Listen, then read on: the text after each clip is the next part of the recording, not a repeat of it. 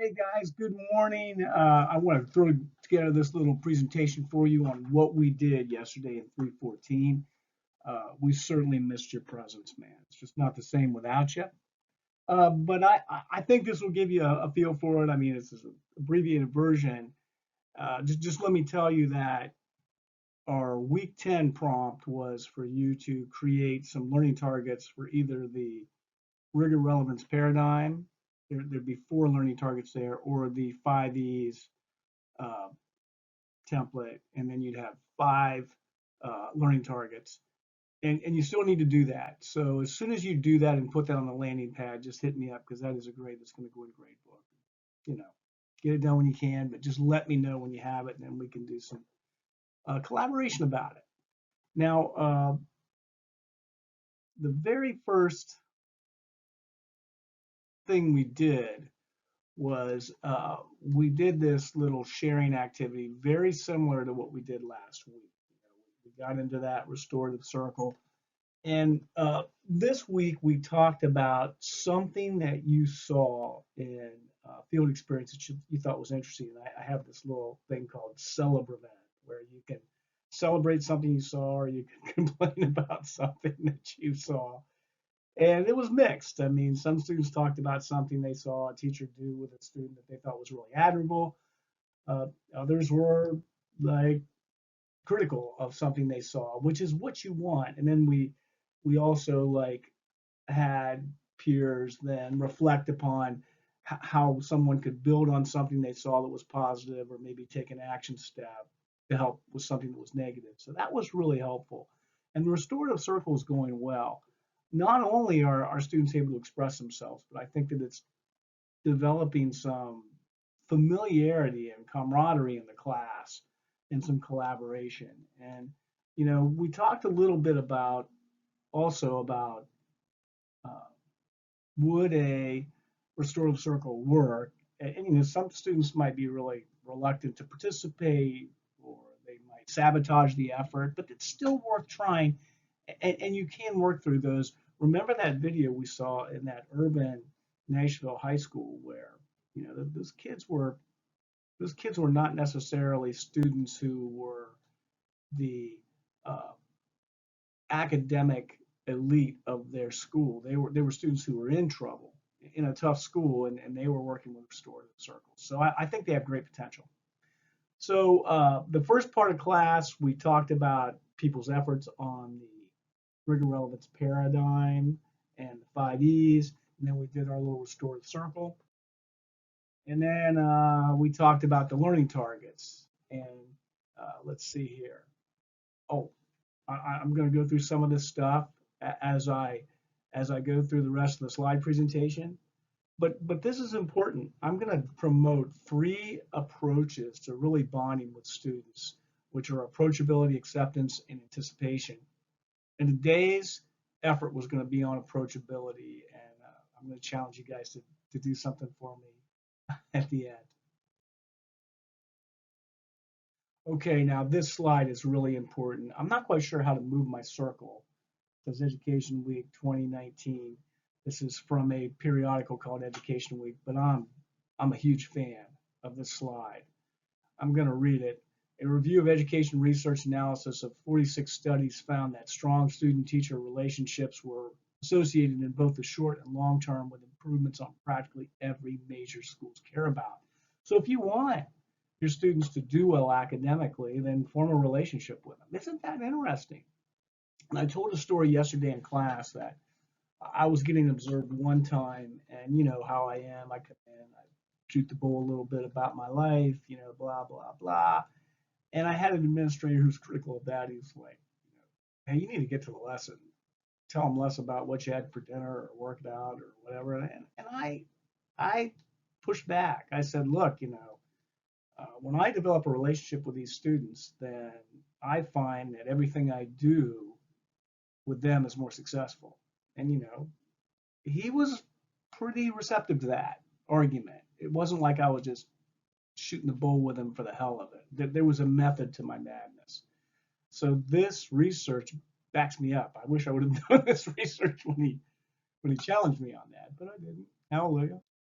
Okay, so our first thing that we're going to deal with today is approachability. And boy, this is important. And each one of you, uh, you know, your athletes, you're going to have some kids that are kind of scared of you or intimidated by you or think that you're not someone that they can come and confide in. And you don't want that. You want students to feel comfortable coming to you with issues. So you want to really promote this concept of approachability. And what's crazy about this is uh, kindergarten teachers get this better than anybody.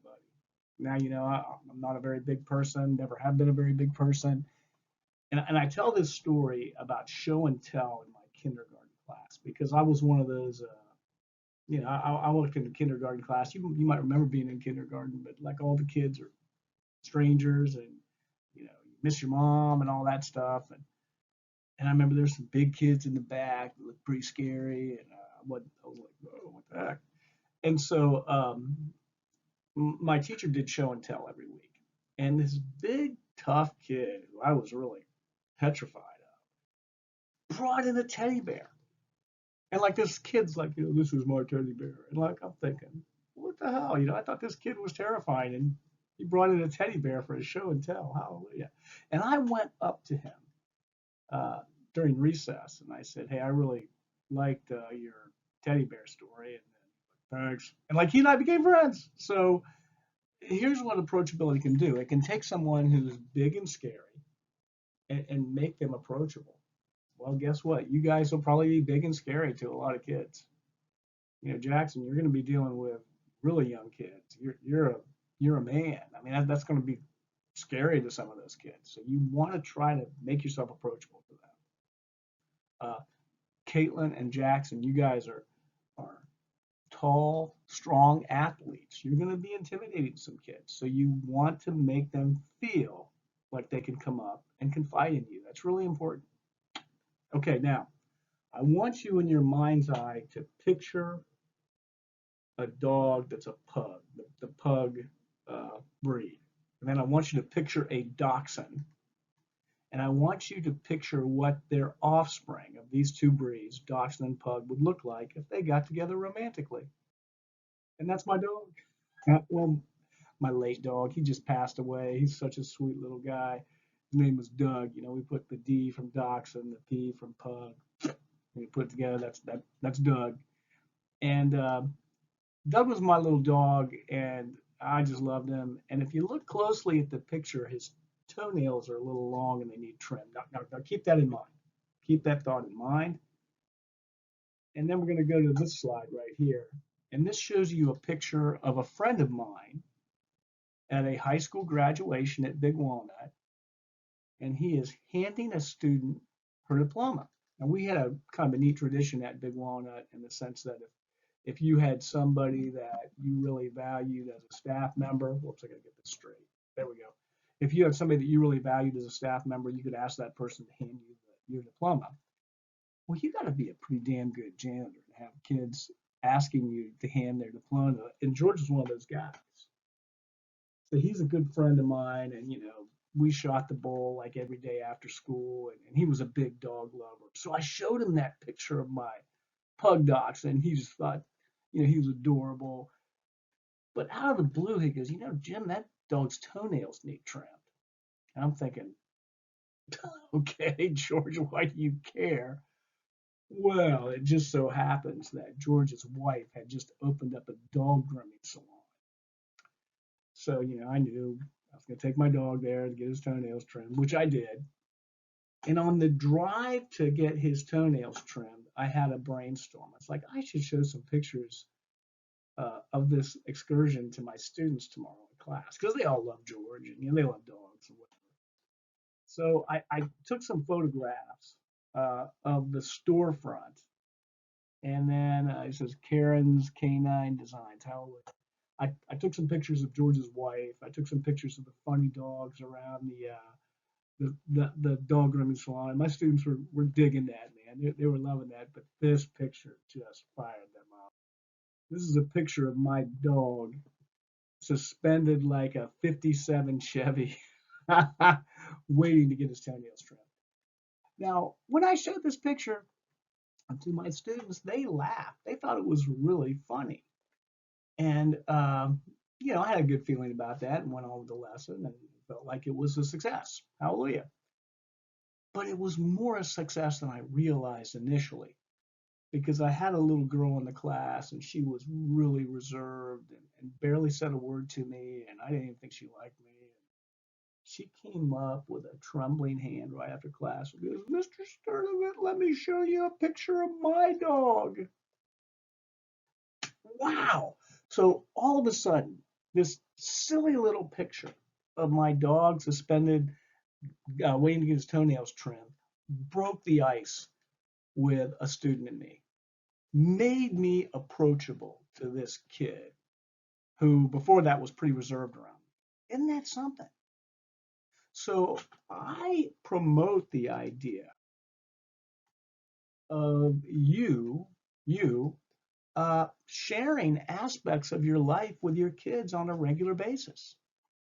And here's some examples. Like if you go to the movie and you didn't like it or you love it, tell your students about it. If you go to a new restaurant, tell them what you ate.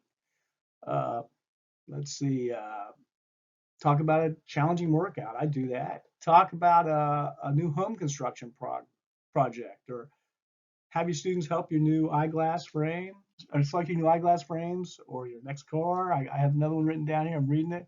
Maybe display a before and after picture of your next haircut. That's not something I'm going to do anymore, obviously. But when you do this, you humanize yourself to your students, and quite frankly, you become more interesting to them, and they want to interact with you more.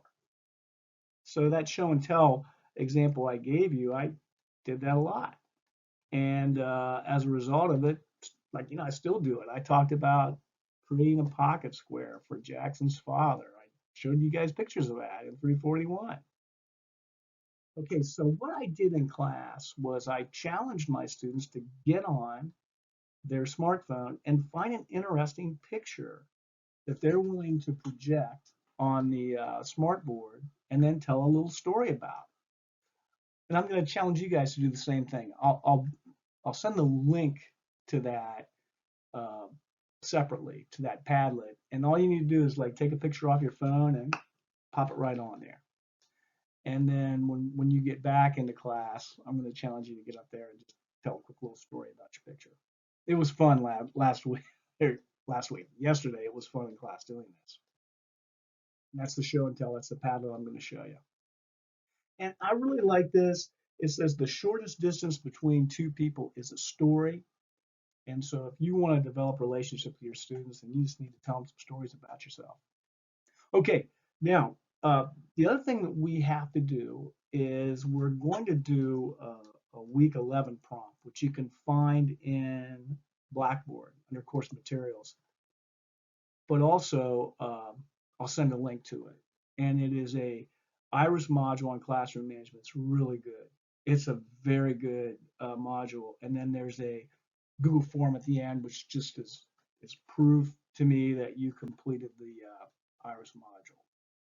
So we had a really interesting day on approachability. And then next week, for part of the class, we're going to have some presentations from some students on their lesson plan templates. So, hey, you guys, like I said, I really missed you yesterday, and please do not hesitate to reach out to Sturdivant if you have any questions.